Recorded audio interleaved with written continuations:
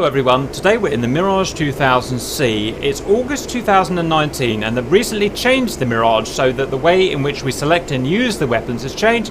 So we're redoing this video on the usage of the Magic IR missile and the Super 530. So the Magic is this guy here. We can carry up to 4 of them. It is a short range IR guided missile similar to the Sidewinder. This guy here is the Super 530. This is a semi-active radar homing missile, otherwise known as a Fox 1 type missile, while this guy is known as a Fox 2 type missile. And we can carry up to 2 530s. First, we'll look at the Magic. It can be used in 2 ways, either with radar assistance or without. The reason for not using radar assistance is if A, we had a problem with our radar, or B, if we wanted to maintain radar silence to keep ourselves less visible.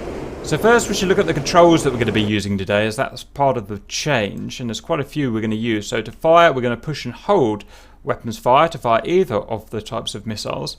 To select the Magic for use, we'll be pressing CNM Magic. To deselect the Magic to allow us to use other weapons like the 530, we'll be pressing CNM Neutral, i.e. PCA Select. Once we are CNM neutral and we want to select the Super 530, I've got this set up, Stores to Select, and this will allow us to select our 530. For when it comes to using our radar, quite a few buttons to do. So to slave the Magic to our radar lock, we've got Magic Slave here. If we're going to use our ACM modes to get a radar track, which we probably will at some point, we'll be using special modes forward most likely. If we want to acquire a radar track from our BVR attack radar, then we can slew the cursor around with these guys down here, TDC left, down, up and right. And to acquire a BVR radar track, we'll press STT/TWS toggle, and I'll talk through it as we go. So first, for using the Magic without a radar lock, we're going to ensure that our master arm is turned on.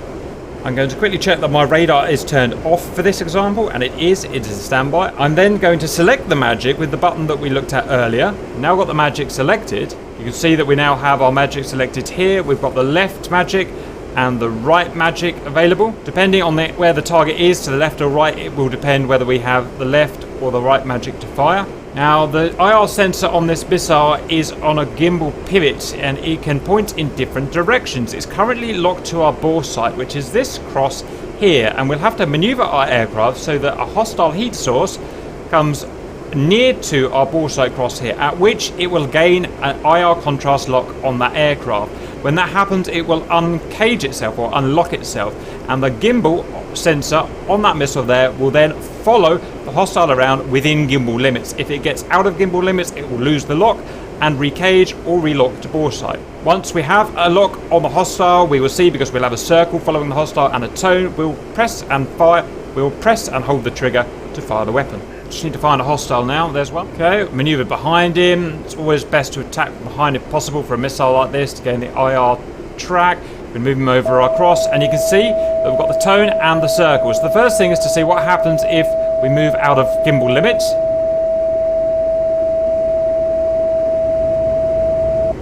See, we lose the IR contrast track. Get him back. That's it. Press and hold. Weapon away.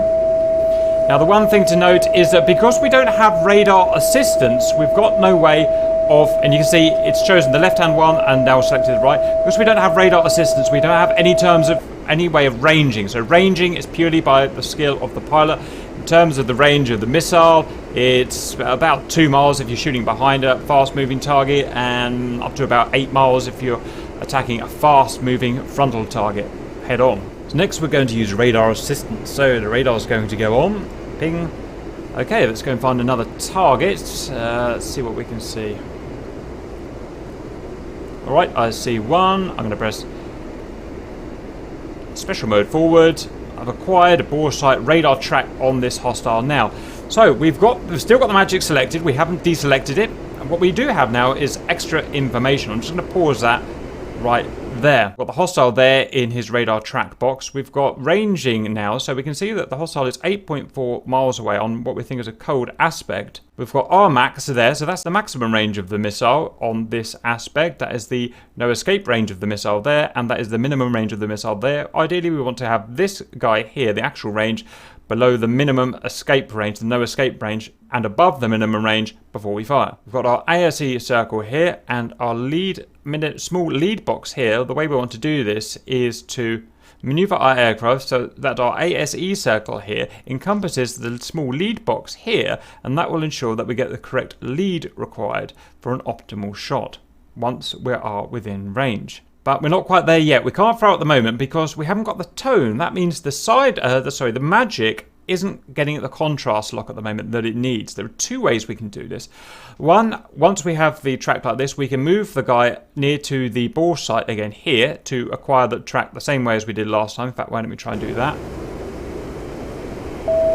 You can see like that. And I'm just going to pop out of limits now on purpose to lose that track, that IR contrast track. Wow, I really had to work to lose that track, didn't I? Head up again. Now, the other way that we can do it is we can slave the gimbal sensor on the Magic there to our current radar lock. And the way we do that is to press the Magic slave button that we looked at earlier. We're going to press that now. And that has automatically slaved that gimbal sensor there to where our radar lock is. And we need to fire the Magic, we need that tone, and we need that circle to fire. There is a time to impact in seconds, and we've got our right missile selected. So next we need to get within range. We're currently 7 miles out, so we're just going to skip time forward until we're in range. Okay, we're getting close to be able to fire, so we now need to move our ASE circle to our lead box, which is all the way out here. This shows how much lead we've got to put on. Nearly within range. Jeez, I've never put so much lead on. Look at that, wow. I'm going to wait till we're within no escape range. Press, wait, press and hold the trigger. You see, once we get the smaller circle within the ASE circle, we're within no escape and almost assured of a hit. And that's how we're going to fire. That's how we're going to gain a radar lock and then slave this Magic to the radar lock and then fire based on the instrumentation. Okay, that's all for the Magic. So now we want to show the Fox one, the Super 530. Now, before we do that, there's a button that I've missed. It is that there, target unlock. So if I wanted to unlock a target, which I do because I want to go and find a new target, I would press this. And if I wanted to get out the special mode to select, what I call the ACM modes, which is what we've been using to get radar tracks, we'd press this button as well. I want to do both of those things, so I'm going to press that button now. You can see we've lost the radar track. We're now not in ACM track mode, and we're now in a BVR search mode. So we can use our attack radar here. So to fire the Super 530, well, in fact, why don't we select it first of all? The first thing we want to do is CNM neutral. The next thing we want to do is to select the 530. We can either click on that tab there, or we can press the button that we looked at earlier, which I'm going to do now.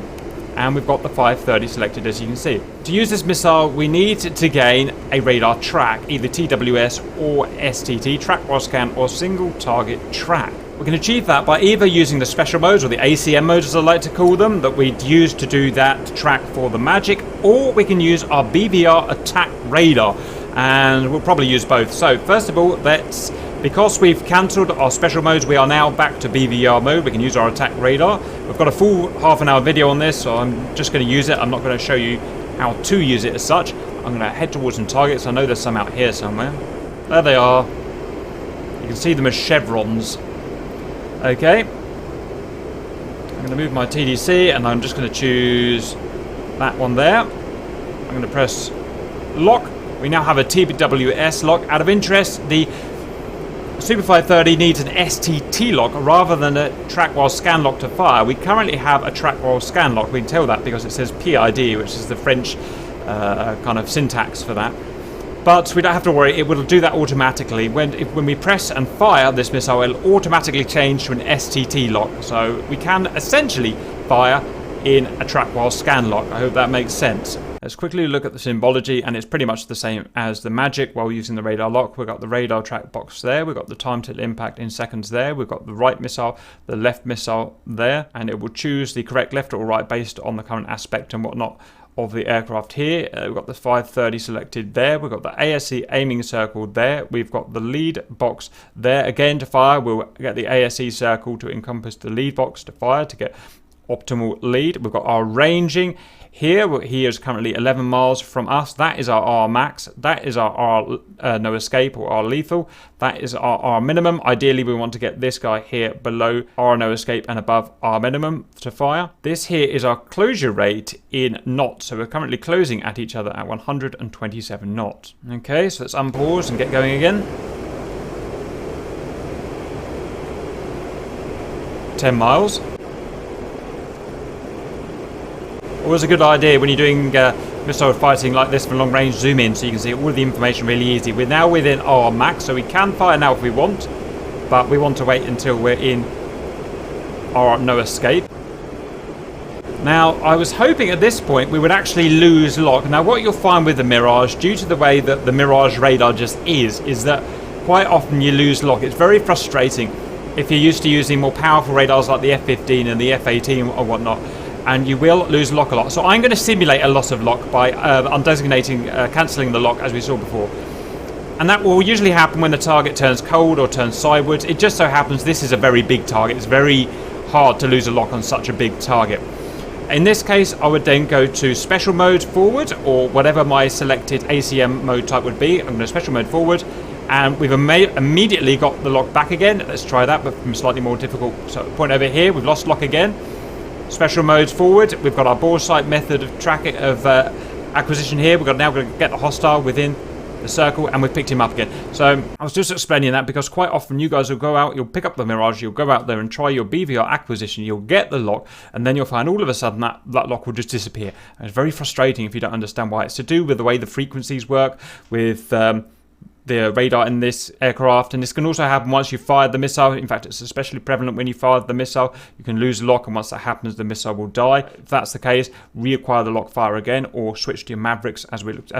Magics. So let's carry on. Now, to get an optimal shot now, we've got to get plenty of lead, and we may have actually left it too late now. Let's see if we can pull that lead. I get the ASE circle all the way over here at the lead box. Let's see if we can get it before we get within mirror range. Fire, press and hold. Might work, might not.